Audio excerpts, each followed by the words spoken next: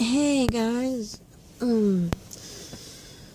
I partially got here early, asked for my mom's keys so I could record, and besides, I eat lunch here. Well, Mondays and Wednesdays I'm usually off from work. Those are my day offs, and Tuesday and Thursdays are my short days, so I don't really get lunches on those 2 days. So that's like 4 days, in which the last remaining 3 days I do get a lunch. It's my full days, I do get a lunch.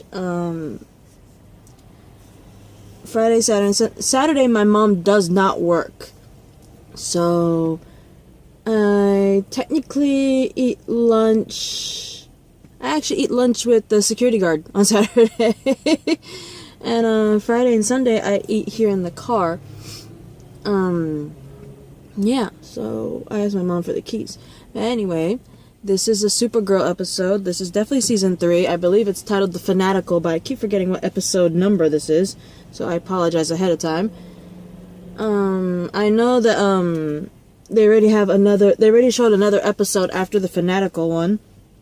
I forgot the title of that one, but I did not watch that one yet, but I did watch the Fanatical. So let's get the Fanatical at least. So Lena and James, if I remember correctly, they're discussing, her mistrust in Supergirl and the whole secret identity bullshit.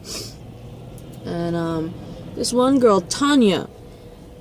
Do you remember that one dude that was like a total like Kryptonian obsessed guy? I forgot what his name was.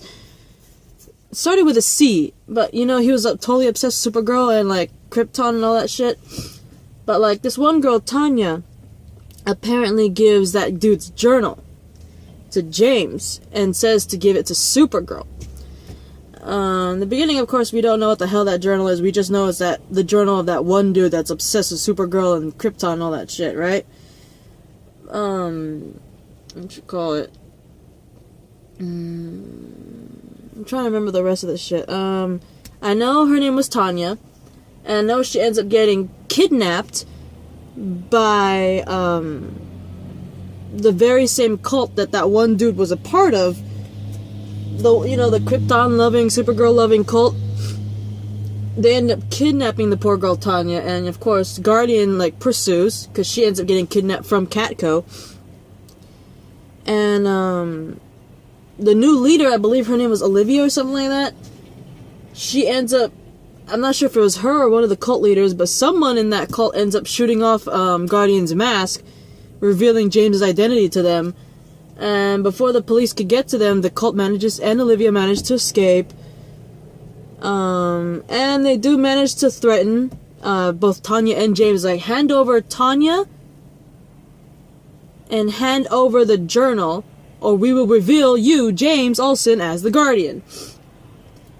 And if I remember correctly, Tanya does turn herself over, but then there's this other cool, funny plan.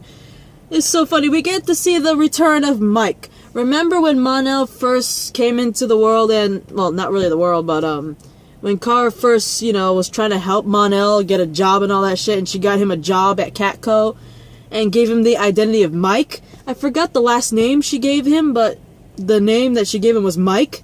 And, he was wearing, kind of geeky-ish clothes, kind of like Clark, Superman. And he was wearing glasses and everything, too. You remember that little disguise? Well, it's back. He's wearing the glasses and everything, which I think is so cute. It's so good to see Mike again. It's adorable. Anyway, Mike allows himself pretty much to get kidnapped by the same cult at the same time Tanya turns herself in.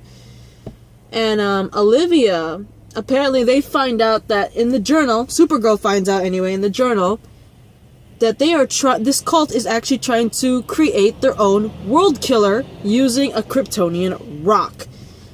And I guess that's why Tanya wanted James to give the journal to Supergirl, right? Anyway, apparently Olivia, the new cult leader, she's the one that wants to be the world killer.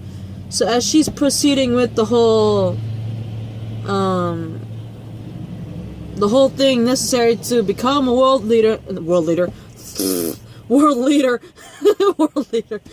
killer, Mon-El sends off a signal so Supergirl can track them down.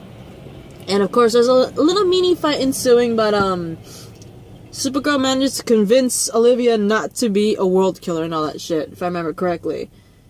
And, if I remember correctly, Lena and Wynn, because they got that Kryptonian rock that the cult was using to make Olivia a world killer, Lena and Wynn managed to track down more of this black rock, which they believe could possibly help them defeat Reign.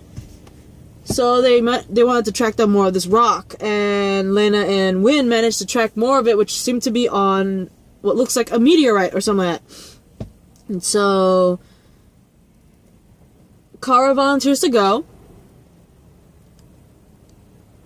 Granted, she doesn't know what else this black rock could possibly do to her Kryptonian DNA. She still volunteers to go, and Mon-El's like, I'll go with you, right?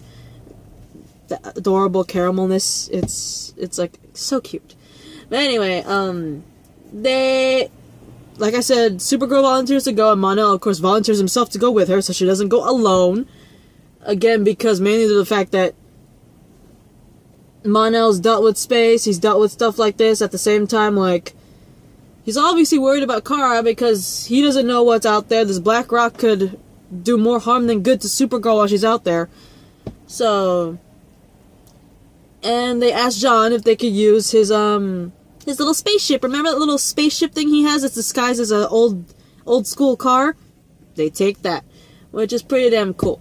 It was good to see a cute little caramel moment there, especially with the spacecraft, because if I remember correctly, Mon-El makes a little joke because John was with them. Well, they're getting the car ready.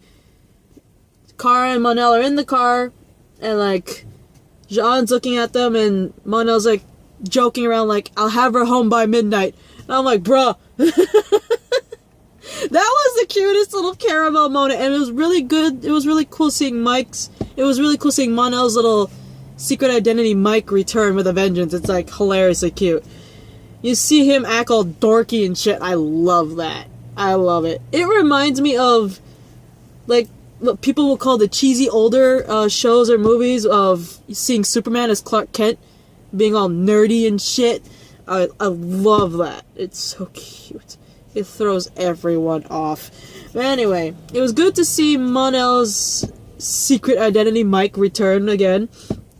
It was interesting seeing the cult come back. The whole Supergirl / Kryptonian loving cult with a new leader being Olivia. Interesting concept of the fact that the cult wants to become a world killer. I mean, have you seen what Reign has done? And before they both perish purity and pestilence? Why would you be that? I know that you're obsessed with Krypton and all that shit, this cult, but still, why would you want to be that shit? I get that they would want to be a Kryptonian, because they're obsessed with Krypton in the beginning, obsessed with Supergirl. But out of all Kryptonians, why would you want to be a world killer? I understand if you want to be like Supergirl, but why be like the world killers? No. Have you seen what Reign has been doing? And before, again, like I said, before they died, purity and pestilence. Have you seen what they've done?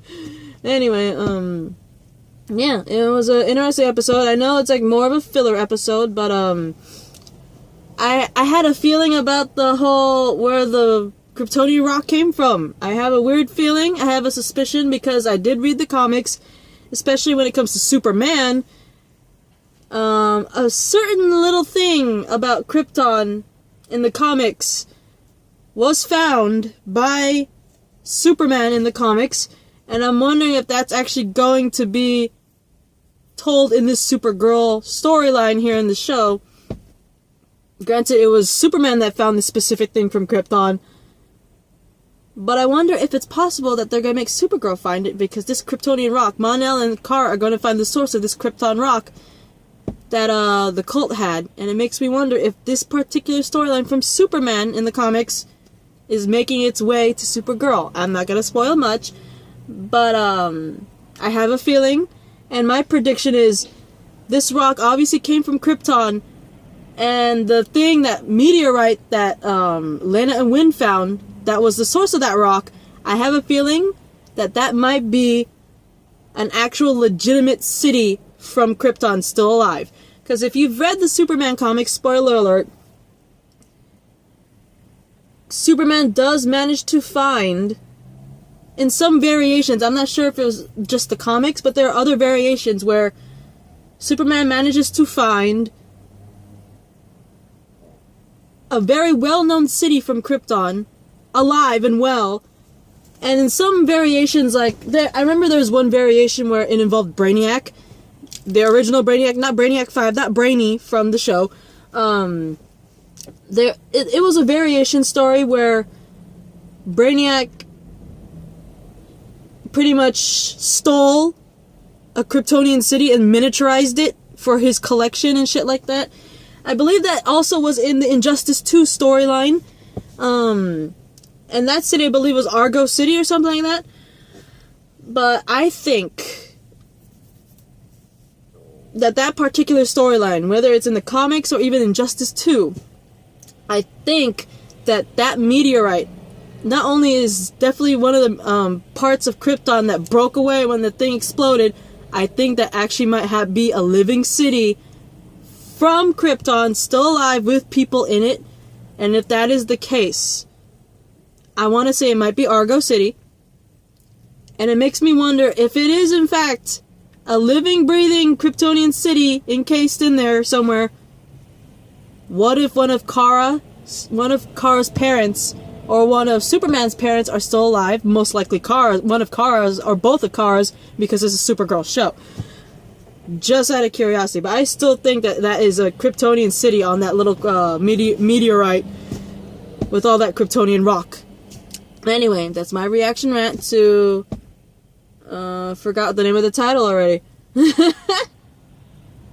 Anyway, that was my reaction rant to this episode, and I will watch the most current one that came out, and I believe I have at least 3 Flash episodes, so wish me luck. Bye.